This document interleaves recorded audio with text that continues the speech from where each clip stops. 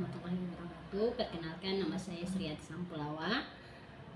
Saya dosen pada jurusan Pendidikan Biologi Fakultas Keguruan dan Ilmu Pendidikan Universitas Darussalam Ambon. Pada kesempatan kali ini saya akan menjelaskan salah satu mata kuliah yang saya ampuh, yaitu Desain Media Pembelajaran Biologi. Desain media pembelajaran biologi memiliki 4 capaian mata kuliah. Yang pertama, mahasiswa mampu mendeskripsikan karakteristik, jenis, dan fungsi media pembelajaran. Yang kedua, mahasiswa mampu menentukan media pembelajaran biologi berdasarkan materi dan kebutuhan peserta didik. Yang ketiga, mahasiswa mampu mendesain media pembelajaran biologi sesuai dengan kebutuhan peserta didik. Dan yang keempat, mahasiswa mampu menggunakan media pembelajaran biologi pada kegiatan pembelajaran. Sebagai Fakultas Keguruan dan Ilmu Pendidikan, kami bertugas menyiapkan calon guru yang nantinya berperan di dalam kelas untuk mengajarkan siswa-siswinya untuk menjadi guru yang baik. Salah satu yang harus dikuasai yaitu bagaimana mendesain, membuat, dan menggunakan media pembelajaran. Penilaian yang saya gunakan dalam mata kuliah ini terdiri dari tugas. Tugas ada 2, tugas mandiri dan tugas terstruktur, yaitu berupa proyek yang harus diselesaikan pada akhir semester dalam bentuk media pembelajaran digital yang mampu diakses melalui Google Drive ataupun laman-laman login lainnya. Yang berikutnya yaitu UTS, ujian tengah semester, dan yang terakhir yaitu UAS. Perkuliahan dilakukan selama 16 kali pertemuan. Pada pertemuan ke-8 dilakukan ujian tengah semester dan pada pertemuan ke-16 dilakukan ujian akhir semester. Selanjutnya saya akan tampilkan proses perkuliahan yang terjadi di dalam kelas secara terbuka dan contoh dari media pembelajaran yang dibuat oleh mahasiswa. Selamat menyaksikan, terima kasih. Waalaikumsalam warahmatullahi wabarakatuh. Hari ini kita akan membahas tentang teori perkembangan peserta didik. Apa yang dimaksud dengan perkembangan dan apakah pertumbuhan dan perkembangan itu sama tidak? Apa yang dimaksud dengan perkembangan? Perkembangan berkembang. Kemudian dengan apa?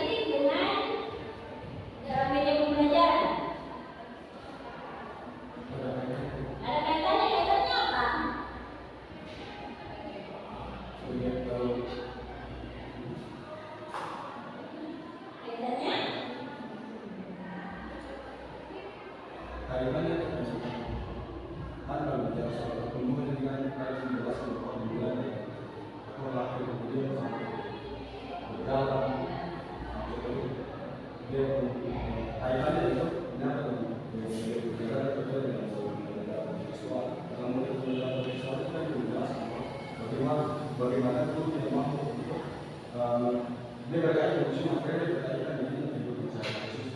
Jadi ada kaitannya dengan Oke. Ya. Kaitannya antara perkembangan peserta didik dengan media pembelajaran itu bagaimana ketika menjadi seorang guru Anda mampu membuat media pembelajaran itu sesuai dengan karakter peserta didik yang Anda ajarkan. Jadi jangan Anda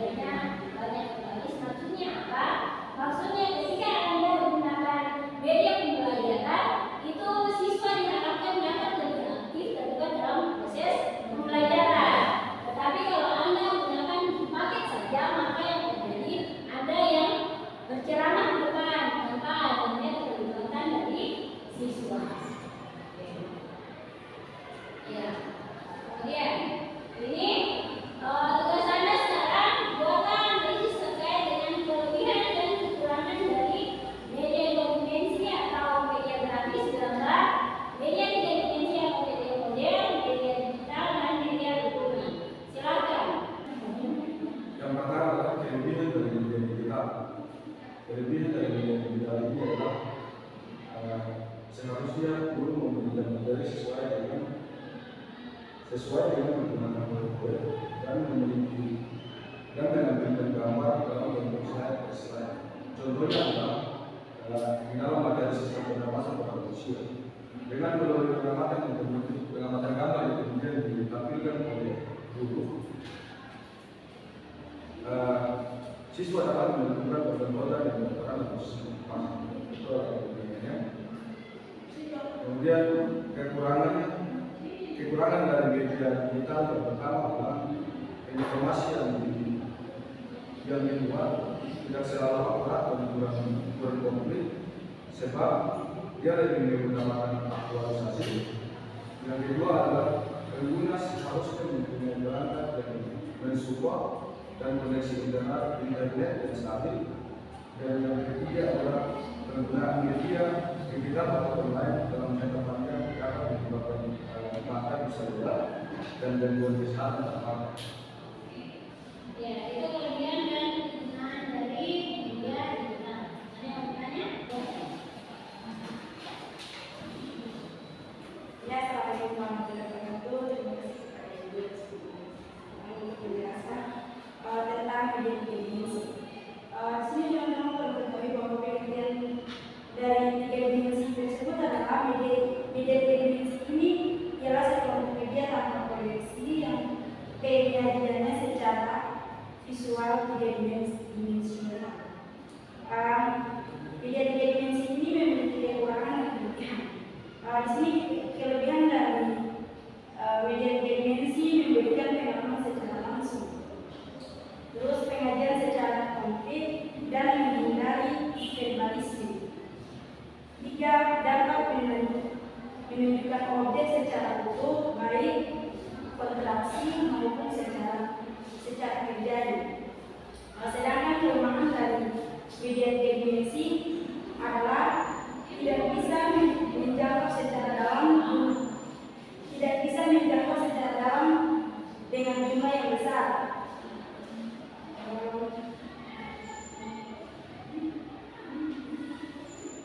Penampakannya penyimpanannya memerlukan ruang yang besar dan perawatannya yang rumit. Ada tiga model contoh model tiga dimensi. Dimensi yang antaranya adalah model boneka dan lain sebagainya. Model juga adalah tipe tiga dimensional dari beberapa objek nyata yang terlalu besar, terlalu jauh, terlalu kecil, terlalu mahal, terlalu jarang, atau terlalu rumit untuk dibawa ke dalam kelas dan dipelajari siswa dalam wujud aslinya. Mungkin itu sedikit penjelasan dari media tiga dimensi. Ya, saya bertanya. Ada pertanyaan? Ya, sekarang. Pertanyaan berkaitan dengan media tiga dimensi dengan kekurangan dari tadi saudara menjelaskan bahwa dari pertama tiga dimensi yang saya simak di sini adalah tidak bisa menjangkau secara dalam dengan jumlah yang sangat besar. Coba saudara menjelaskan soalnya saya lupa. Yang di poin pertama tidak bisa menjangkau secara dalam dengan jumlah yang sangat besar. Kira-kira apa yang menjangkau?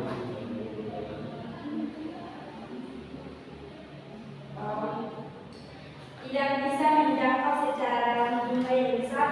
Yang seperti contoh yang tadi saya berikan bahwasanya media tiga dimensi ini adalah sekelompok media tanpa proyektif. Yang contohnya seperti model boneka dan lain sebagainya.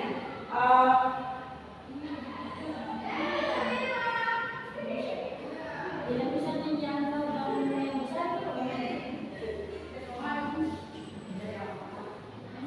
Kalau tidak bisa menjangkau dalam jumlah yang besar, lalu disiasatinya bagaimana? Belajarnya disiasati bagaimana?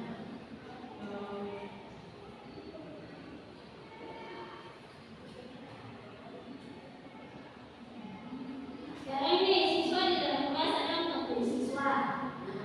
Kalau menggunakan media tiga dimensi, otomatis kalau satu orang satu, berarti jumlahnya harus banyak, ya Pak. Bahasanya tidak bisa menjangkau dalam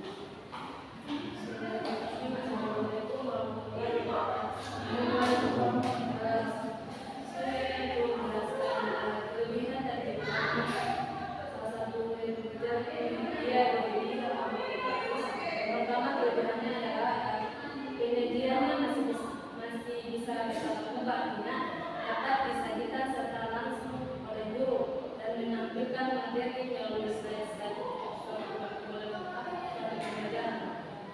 Kalau kekurangannya itu masih sangat terbatas.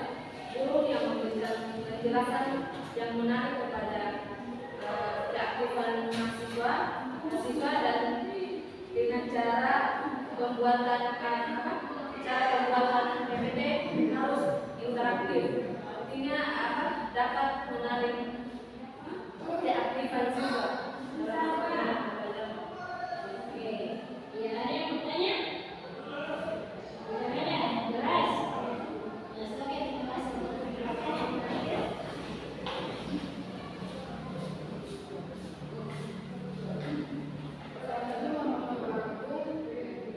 Di sini saya akan menjelaskan tentang media lingkungan dari media lingkungan dapat menghemat biaya pada media yang telah ada di dalam kita. Memberikan pengalaman untuk siswa pelajaran di media lingkungan dan tingkat jurnalistik. Karena beda-beda tersebut berasal dari masing siswa, maka beda-beda tersebut sesuai dengan karakteristik dan siswa. Media lingkungan dapat memberikan pengalaman langsung kepada siswa. Dengan media lingkungan siswa dapat berinteraksi secara langsung dengan informasi atau peristiwa yang sesungguhnya secara alamiah. Dengan media lingkungan akan lebih komunikatif sebab interaksi dan peristiwa yang ada siswa biasanya akan mudah dicerna oleh siswa dibandingkan yang lain yang dikemas atau didesain. Ada yang mau bertanya? Tidak ada? Oke, terima kasih. Ya, itu tentang media yang akan Anda gunakan mata kuliah ini yang akan kita buat bersama-sama. Kenapa Anda harus menganalisis apa kekurangan dan kelebihannya sehingga pada praktiknya nanti ketika Anda memilih satu media pembelajaran atau jenis itu Anda sudah tahu kelemahannya apa sehingga bisa diantisipasi. Misalnya yang tadi media dimensi, kelemahannya apa? Kalau Anda bawa dosen misalnya di dalam kelas untuk dijadikan media pembelajaran, kemudian siswanya ada 40 orang, Anda harus menyediakan untuk model 40. Tetapi karena itu tidak mungkin, rumahnya yang besar, kemudian biayanya juga besar, maka jumlah siswa itu harus dipetakan atau dibagi dalam beberapa kelompok. Nah, seperti itu. Penggunaan media Anda harus mempertimbangkan yang pertama biayanya, efektivitasnya, kemudian penggunaannya. Nah, sehingga dari kelemahan dan kelebihan sudah Anda tahu, Anda bisa menggunakannya ketika nanti membuat media dan menerapkannya dalam kegiatan belajar mengajar. Berikutnya nanti kita akan membuat media satu-satu, mulai dari media grafis, media dimensi, media digital, dan media lingkungan ini kan kita ambil dari lingkungan, maka kita juga tetapi yang berkaitan kita praktek itu mulai dari jenis 2 dimensi, 3 dimensi, dan jenis media digital. Oke, sampai sini jelas? Dengan mengucapkan Bismillahirrahmanirrahim, Assalamualaikum warahmatullahi wabarakatuh. Terima kasih atas kesempatan yang diberikan kepada saya untuk mempresentasikan hasil dari PowerPoint saya. Ya, judul dari PowerPoint saya adalah pertumbuhan dan perkembangan pada hewan. Di sini saya akan menjelaskan sedikit pengertian pertumbuhan dan perkembangan pada hewan katak. Kita lanjut saja. Pengertian pertumbuhan dan perkembangan pada hewan katak. Dapat kita ketahui, katak merupakan hewan spesial yang memiliki banyak kelebihan untuk bertahan hidup. Bagaimana tidak, mereka bisa hidup di 2 alam, amfibi, yakni di darat dan di air sekaligus. Jika disentuh, katak memiliki tubuh yang keras dan lunak secara bersamaan. Lanjut, proses pertumbuhan dan perkembangan pada katak. Secara umum, metamorfosis katak terbagi ke dalam 4 fase, yakni fase telur kecebong atau berudu, katak muda, dan katak dewasa.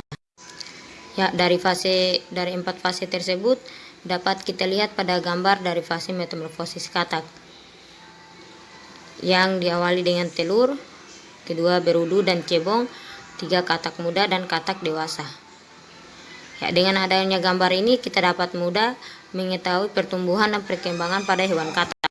Ya, saya akan menjelaskan proses-proses yang dialami oleh 4 fase tersebut. Ya, proses pertama yaitu telur.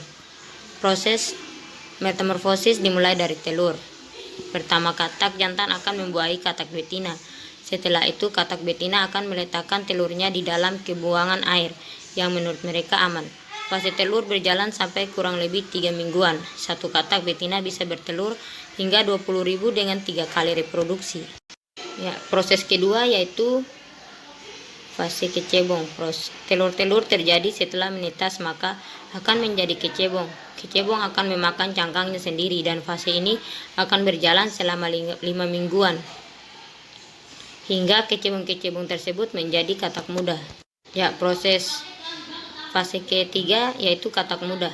Setelah 5 minggu kecebong-kecebong tadi tumbuh menjadi katak muda. Tidak butuh waktu lama, dalam waktu 3 minggu katak muda akan berubah menjadi katak dewasa. Perubahan dari ke katak dewasa ditandai dengan terbentuknya paru-paru untuk dia bernapas di daratan. Otomatis insang akan menghilang dan si katak mengalami perubahan drastis. Ya, proses keempat yaitu fase katak dewasa. Tahap 11 minggu setelah telur diletakkan oleh induknya dan mengalami proses metamorfosis, akhirnya berubah menjadi katak dewasa. Katak dewasa telah memiliki paru-paru yang berfungsi sebagai alat pernapasan di daratan. Kaki-kakinya tumbuh kuat dan memiliki selaput antara setiap jarinya, sementara ekornya telah benar-benar hilang. Ya, mungkin itu saja hasil dari PowerPoint saya. Saya akhiri dengan wassalamualaikum warahmatullahi wabarakatuh.